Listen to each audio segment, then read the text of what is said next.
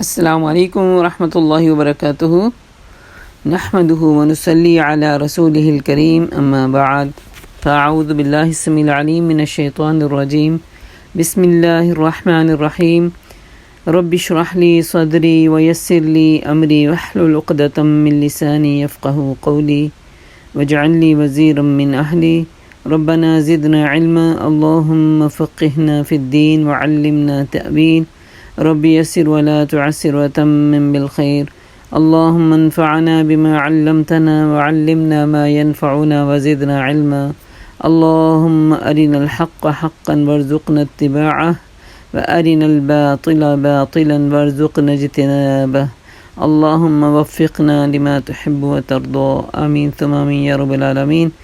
سب کو ویلکم کرتی ہوں اس دعا کے ساتھ کہ اہلا و سہلا و مرحبا، یا رب بنا دے ہم سب کو اہل القرآن و اہل التقوی و مغفرہ، الہی آمین۔ سورۃ الانفال آیہ نمبر 15۔ اعوذ باللہ من الشیطان الرجیم بسم اللہ الرحمن الرحیم یا ایہا الذین آمنوا اذا لقیتم الذین کفروا زحفا فلا تولوہم الادبار۔ شروع کرتی ہوں اللہ کے بابرکت نام سے جو بہت مہربان اور نہایت رحم کرنے والا ہے۔ اے ایمان لانے والو، جب تم ایک لشکر کی صورت میں کفار سے دوچار ہو تو ان کے مقابلے میں پیٹھ مت پھیرنا۔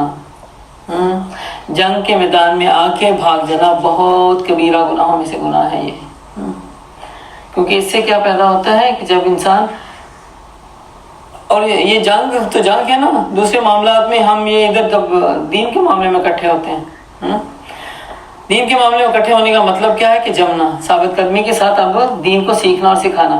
اور جب اس میں سے آدھا راستہ چلتے ہیں اور دل چھوٹا کر کے افواہ پھیلا کے نکل جاتے ہیں کہ نہیں میرے لیے مشکل ہے، بہت ہارڈ ہے، یا میرا یہ اور یہ مسئلہ ہے، اس سے کیا ہوتا ہے جب اپنی زبان ہم کھولتے ہیں تو پتہ نہیں کتنوں کی کمزوریوں کو ہم نے بھی ہوا دے دی، اس سے باقیوں کو بھی آسرا مل جاتا ہے یہی اپنا ایشو کریٹ کرنے کے لیے کہ واقعی یہ بات تو ہمارے پاس بھی ہے۔ تو یہاں پہ جنگ سے نکلنے والوں کو منع کیا گیا ہے کہ جنگ سے نکل کر بھاگ جانا کبیرہ گناہوں میں سے ہے، ایسے انسانوں کی بخشش نہیں پھر ہوتی کہ منہ پھیر کر مت بھاگو، الا یہ کہ جنگی چال کے طور پر ایسا کوئی کرے، یعنی تمہارے دل میں نیت اچھی ہے اور تم جنگی چال کے طور پہ کوئی تھوڑا سا آگے پیچھے ہو رہے ہو یا کسی دوسری فوج سے جا ملنے کے لیے، تو وہ اللہ کے غضب میں گر جائے گا۔ جنگی چال چلنی تھی، نیت اچھی تھی اگر، یا پھر ہے کہ نیت خراب ہوگی تو اب چاہتے ہیں کہ کمزور پارٹی کو چھوڑو تو مضبوط پارٹی سے جا ملو۔ مقابلہ تو آمنے سامنے تھا نا، اس میں ادھر سے ادھر جانے میں کوئی مشکل تو نہیں تھی، تو یہ چیز منع کر دی۔ ان کا ٹھکانہ تو جہنم ہے اور وہ بہت بری جائے پناہ ہے۔ بس حقیقت یہ ہے کہ تم نے انہیں قتل نہیں کیا، فَلَمْ تَقْتُلُوا وَلَكِنَّ اللَّهَ قَتَلَهُمْ، بلکہ اللہ نے ان کو قتل کیا اور تو نے نہیں پھینکا بلکہ اللہ نے پھینکا۔ یہ وہ فرشتوں کی مدد تھی۔ یہاں پہ اللہ تعالیٰ واضح طور پہ بتا رہے ہیں کہ تمہارے ہاتھوں سے ہم نے آخری ضرب لگوائی ضرور ہے، لیکن اصل میں قتل تم نے نہیں کیا، بلکہ قتل کس نے کیا؟ اللہ نے کیا، اللہ نے اپنے فرشتوں کے ذریعے کروایا۔ تو اس لیے تھا کہ اللہ مومنوں کو ایک بہترین آزمائش سے کامیابی کے ساتھ گزار دے۔ یقیناً اللہ سننے اور جاننے والا ہے۔ ایسے مشکل حالات میں اللہ تعالیٰ نے دو صفتیں لگائی ہیں، سننے اور جاننے والا۔ دل میں انسان تڑپ رہا ہوتا ہے نا، دعائیں کر رہا ہوتا ہے، جب بھی کوئی سر پہ پڑتی ہے نا انسان دل میں، چاہے دنیا والوں کو پتہ بھی نہ چلے، دل سے اللہ سے رابطہ کر کے کہہ رہا ہوتا ہے کہ اللہ اس مشکل سے نکال دو، ہے نا۔ اللہ نے یہاں وہی صفت لگائی ہے، اور اللہ خوب جانتا ہے کہ تمہارے دلوں کے اندر کیا چل رہا ہے۔ یہ معاملہ تو تمہارے ساتھ ہے، اور کافروں کے ساتھ معاملہ بھی یہی ہے کہ اللہ ان کی چالوں کو کمزور کرنے والا ہے۔ اور اصل میں سننے والا بھی وہی ہوتا ہے جو عمل کرنے والا ہوتا ہے۔ سننے والا وہی ہوتا ہے جو ہمیں کہا گیا تھا نا، سمعنا واطعنا، مطلب کہ ہم نے سن لیا اور فوراً سے پہلے ہم عمل کے لیے چل پڑیں۔ سننے والا وہی ہوتا ہے۔ یہ معاملہ تو تمہارے ساتھ ہے، اور کافروں کے ساتھ معاملہ یہ ہے کہ اللہ ان کی چالوں کو کمزور کرنے والا ہے۔ اگر تم فیصلہ چاہتے تھے تو لو، فیصلہ تمہارے سامنے آ گیا۔ فیصلہ کون سا تھا؟ ابو جہل نے گھر سے نکلتے ہوئے دعا مانگی تھی نا، جب لے کے نکلا تھا نا لشکر، تو کعبہ کی دیوار کے ساتھ کہا تھا کہ اللہ آج حق اور باطل کا فیصلہ کر دے۔ وہ سمجھ رہا تھا میں حق پہ ہوں، ہم حق پہ ہیں، یہ جو محمد صلی اللہ علیہ وسلم نے کوئی بات جو بنائی ہے لوگ ان کے ساتھ لگے ہیں، یہ کوئی انہونی بات ہے اور یہ کوئی نئی بات ہے، یہ من گھڑت بات ہے، نعوذ باللہ، اور اپنے آپ کو حقدار سمجھتا۔ یہ بھی دیکھیں انسان کا کتنا بڑا دھوکہ ہے، انسان کو اپنے اعمال مزین کر دے تو انسان کو اپنی غلطی کا خیال ہی نہیں ہوتا کہ میں کہاں غلط ہوں۔ اور اس نے دعا کی تھی کہ آج تو حق کو واضح کر دے اور باطل کا سر توڑ دے۔ اللہ کہتے اپنے ہاتھوں بد دعا کر کے نکلا تھا، تو اللہ نے وہ فیصلہ کر دیا۔ اب تو فیصلہ چاہتا تھا نا، تو فیصلہ تمہارے سامنے آ گیا، اب جباز آ جاؤ تو تمہارے لیے بہتر ہے، ورنہ پھر پلٹ کر اسی حماقت کا ادا کرو گے تو ہم بھی اسی سزا کا ادا کریں گے، اور تمہاری جمعیت خواہ وہ کتنی ہی زیادہ کیوں نہ ہو تمہارے کچھ نہیں کام آنے والی۔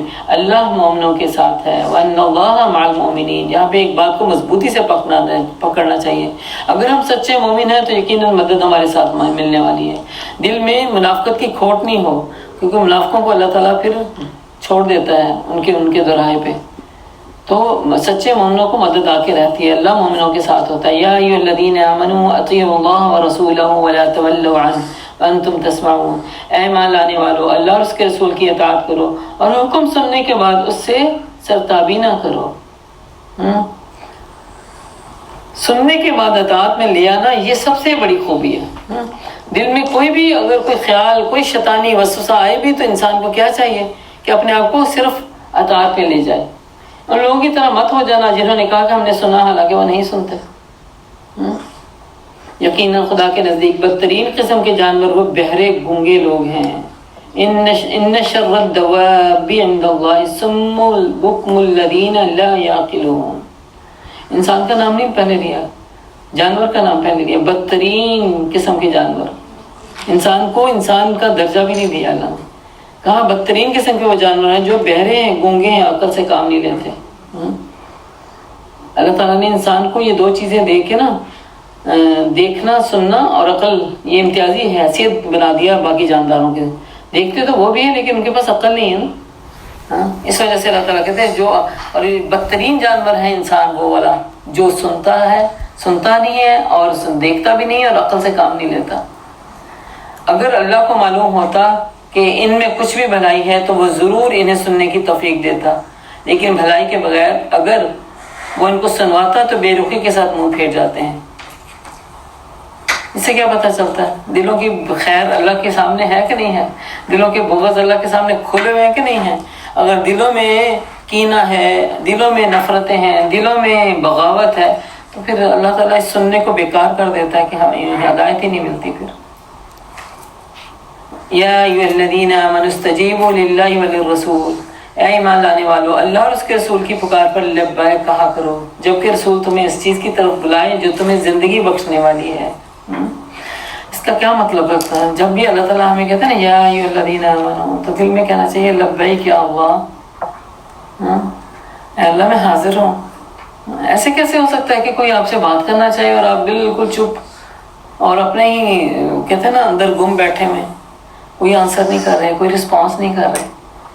دنیا میں ایسے معاملات کو کیا دیکھتے ہیں ہم، کس طرح دیکھتے ہیں؟ روڈ کہتے ہیں، کہتے ہیں ایسا بدتمیز ہے یہ تو سنتے، میں نے اس کو بلایا، اس نے مجھے جواب ہی نہیں دیا، اس نے مجھے اگنور کیا، میں نے اس کا نام لے کے اس کو کال کیا تھا۔ جب بھی اللہ سبحانہ تعالیٰ، یہ میرے اور آپ کے لیے غور و فکر کا ایک نقطہ ہے کہ جب بھی ہم قرآن پڑھیں یا ایھا الذین آمنوا کی آواز آ جائے نا تو ہمیں فوراً سے پہلے کہنا چاہیے لبیک یا اللہ، لبیک، میں حاضر ہوں میرے مالک۔ اس کے ساتھ جب یہ اتنا اویئرنیس پیدا کریں گے تو یقینی بات ہے کہ اگلی سمجھ کے لیے تمہارا دماغ، دل کام کرنے لگے گا۔ اچھا اللہ تعالیٰ کچھ کہنے چلے لگے ہیں، کیا کہنے لگے ہیں، سنو تو صحیح۔ اب اللہ تعالیٰ کیا کہتے ہیں؟ اے مان لانے والو، تم اللہ اور اس کے رسول کی پکار پر لبیک کہا کرو۔ اب رسول صلی اللہ علیہ وسلم جس بات کی اللہ تعالیٰ کے فضل سے ہمیں حکم دیتے ہیں تو کیا کرنا چاہیے؟ قرآن پاک میں ایک جگہ آتا نا کہ جس چیز سے میں منع کروں اس سے باز آ جاؤ، جس چیز کو میں کرنے کو کہوں وہ کر ڈالو۔ یہی ہے اطاعت اصل میں، کہ کرنے والے کاموں میں لپک کے انسان پکڑ لے۔ اور تو تمہیں اس چیز کی طرف بلا رہے ہیں جو تمہیں زندگی بخشنے والی ہے، اور جان رکھو کہ اللہ آدمی اور اس کے دل کے درمیان حائل ہے۔ اللہ شہرک سے زیادہ قریب ہے انسان کے۔ اللہ کو پتہ ہے دل میں اٹھنے والے خیالات کس طرح کے، خیر کے اٹھ رہے ہیں یا بدگمانیوں والے اٹھ رہے ہیں۔ اب خیر کے اٹھ رہے ہیں تو یقیناً اللہ کی مدد ساتھ ہوگی. خیر کے لیے اللہ تعالیٰ شرح صدر دے دیتا ہے، دل کھول دیتا ہے، ہدایت دلوں میں اندر آ جاتی ہے اور اسی طرف تم سمیٹے بھی جاؤ گے. اور بچو اس فتنے سے جس کی شامت مخصوص طور پر صرف انہی لوگوں تک محدود نہیں رہے گی جنہوں نے تم میں سے گناہ کیا ہوگا. اور جان رکھو اللہ سخت سزا دینے والا ہے. منکر کو رد نہ کرنا، روکنا نہیں. جب منکر کو روکتے نہیں ہیں نا تو اللہ تعالیٰ کہتے ہیں جب فتنہ بڑھتا ہے نا تو اس میں وہ اچھے بھی لپیٹ میں آ جاتے ہیں، وہ نیک لوگ بھی لپیٹے میں آ جاتے ہیں، کہ جنہوں نے اس منکر پہ آواز نہیں اٹھائی. پھر کیا فرمایا، جو اب عذاب آتا ہے تو صرف گناہ گار پہ نہیں آتا، پھر ساتھ میں وہ لوگ بھی لپیٹے میں آ جاتے ہیں جنہوں نے منکر سے منع نہیں کیا تھا. اور یاد رکھو اللہ شدید عذاب دینے والا ہے. یہ عقاب کا مطلب عقاب عقوبت سے ہے نا، گناہ پہ اور حرام چیزوں میں ملوث ہونے پہ اس کا جو عذاب ہے اس کو عقوبت کہتے ہیں. وَاذْكُرُوا إِذْ أَنْتُمْ قَلِيلٌ مُسْتَضْعَفُونَ فِي الْأَرْضِ، یاد کرو وہ وقت جب تم تھوڑے تھے زمین میں، تم کو بے زور سمجھا جاتا تھا، تم ڈرتے رہتے تھے کہیں لوگ تمہیں مٹا نہ دیں. پھر اللہ نے تم کو جائے پناہ مہیا کر دی، اپنی مدد سے تمہارے ہاتھ مضبوط کیے اور تمہیں اچھا رزق پہنچایا، شاید کہ تم شکر گزار بنو. نہتے مسلمان نکلے تھے نا مکہ سے اور اللہ نے ایک خوبصورت پناہ گاہ دی. ہم بھی دیکھیں ہم آج سے پہلے کدھر تھے، اللہ تعالیٰ نے ہمیں بہتر ٹھکانہ دیا، بہترین ٹھکانے کے بعد بہترین رزق بھی دیا. اور کیا چاہتا ہے ان چیزوں کو دینے کے بعد، تاکہ ہمارے اندر شکر گزاری ہے. اور شکر گزاری جو ہے سب سے بہترین شکر گزاری عمل کے ذریعے شروع ہوتی ہے. دل سے شکر ہے الحمدللہ، اللہ تعالیٰ اس کو بھی قبول کرتے ہیں. زبان سے اس کا تکرار ہے، اللہ تعالیٰ اس کو بھی سنتے ہیں. مگر عمل اگر پوزیشن میں اپوزٹ جا رہا ہے تو پھر وہ شکر گزاری نہیں ہے، وہ ساری رد ہو جاتی ہے، ساری مائنس ہو جاتی ہے، ساری رب ہو جاتی ہے. کیونکہ شکر گزاری اصل تو وہی تھی کہ عمل سے نعمت رب نے دی ہے، اس کے حق میں استعمال کرنے کے بجائے خلاف حق استعمال کرنا شروع کر دی، تو یہ نہ شکراپن ہے. یا ایھا الذین آمنوا لا تخونوا اللہ والرسول وتخونوا اماناتکم وانتم تعلمون. اے ایمان لانے والو، ہمیں پکارا جا رہا پھر لبیک یا رب، جانتے بوجھتے اللہ اور اس کے رسول صلی اللہ علیہ وسلم کے ساتھ خیانت نہ کرو اور اپنی امانتوں میں غداری کے مرتکب نہ ہو جاؤ. اللہ کے نبی نے فرمایا اس کا کوئی دین نہیں جس کے پاس امانت نہیں. اور ذمہ داریاں منصب میں امانت داریاں ہوتی ہیں. جب ذمہ داریاں ڈالی جاتی ہیں نا کبھی کسی پہ، وہ ایک امانت ہوتی ہے جس میں زندگی بھی ہے، وقت بھی ہے، اپنی اولادیں بھی ہیں. یہ سب کچھ اللہ کی دی ہوئی مانتے ہیں. ان میں سے خیانت کرنا کیا ہے؟ بہت برا فعل ہے. اور یہاں پہ خصوصی طور پہ خیانت سے منع کیا گیا ہے کہ مال غنیمت آگے جا کے دیکھتے ہیں جب اللہ تعالیٰ نے تقسیم کیا تو اس میں کہا کہ خیانت نہ کرو. مطلب ہے کہ سارا کا سارا جو کسی کے ہاتھ میں سوئی دھاگا بھی آ جائے وہ بھی لا کے اس ڈھیر پہ رکھ دو اللہ کے نبی کے سامنے، تاکہ وہ اپنی اللہ کے حکم کے مطابق اس کو تقسیم کرے. ورنہ وہ ایک سوئی دھاگا بھی اگر کسی نے چپ کر کہا اس کی کوئی ویلیو نہیں، کوئی بات نہیں، اپنی جیب میں ڈال لیتا ہوں، تو وہ قیامت والے دن اس کے لیے آگ کا ذریعہ بنے گی اور وہ انسان کے ساتھ لپٹی ہوئی نکلے گی. یعنی انسان اپنے اس چوری والے مال کے ساتھ اٹھے گا. جان رکھو کہ تمہارے مال اور تمہاری اولاد حقیقت میں سامان آزائش ہیں اور اللہ اور اس کے پاس اجر دینے میں بہت کچھ ہے. ان وعلموا انما اموالکم واولادکم فتنہ. دو چیزیں انسان کے لیے سخت ترین فتنہ ہے. مال سے زیادہ اولاد میں فتنہ ہے.